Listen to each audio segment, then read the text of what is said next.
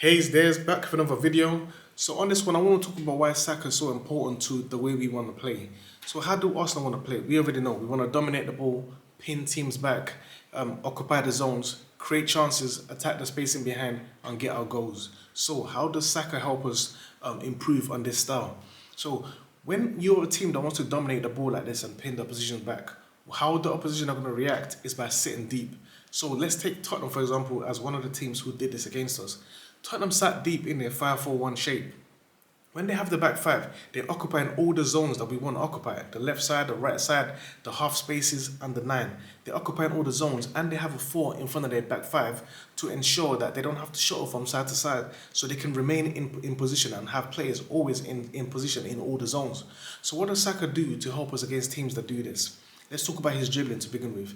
The fact that he can dribble going on the outside, going on the inside, meaning that when he's dribbling, he's dragging players out of position. So when you have defenders who is 1v1 with Saka, when he dribbles on the inside, they have to pass him on to a different player. But it's not that easy because if you pass him on, all of these things are happening within seconds. So passing him on doesn't necessarily mean that the other player is going to be able to pick him up in time. So therefore, that would mean that the defender has to follow him inside.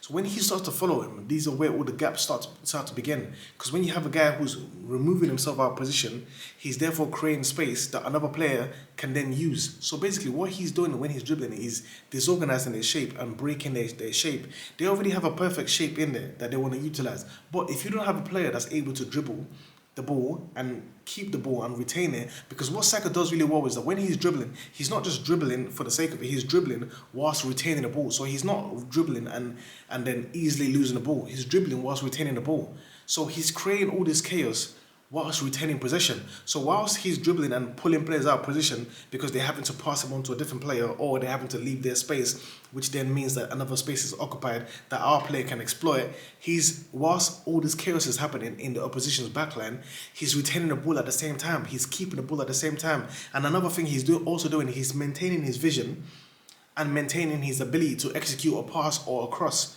So he's dribbling, disorganizing their shape, creating chaos, and at the same time retaining the ball, retaining his vision to see the options that are there, to see what's happening whilst their line is being broken, and he still has the ability to execute the pass as well.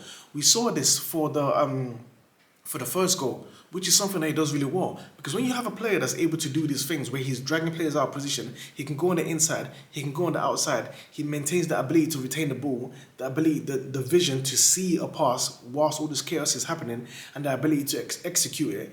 It freezes the opposition. We saw this in the first party goal. What happened was when he stood still, all he did was stand still. And all of a sudden he had two defenders on him. Son was already biting on the feints, and Perisic the same thing as well, frozen. And then if you look at a still picture of before Partey took his shot, he had both Perisic and Son looking at him frozen, and then he had the players who were meant to be, because as I mentioned, remember I mentioned there was a 5 and there's a 4. The players in the 4 were all focused on Saka. So the guy who was meant to be marking Partey was also focused fully looking at Saka, because they're so focused on what he's going to do, because if he's going to drive inside, they know that immediately they have to pass him on and they have to receive him. Otherwise, he's going to occupy their space, or they're going to have to start chasing him, therefore creating more space. So what Saka is doing, he's freezing these guys in position simply because of the threat that he has. And he's creating simply because of the threat he has of going inside, outside, and also the fact that if he goes on the inside, a fullback can overlap as well. Ben White can overlap. So they're not sure how to deal with that situation.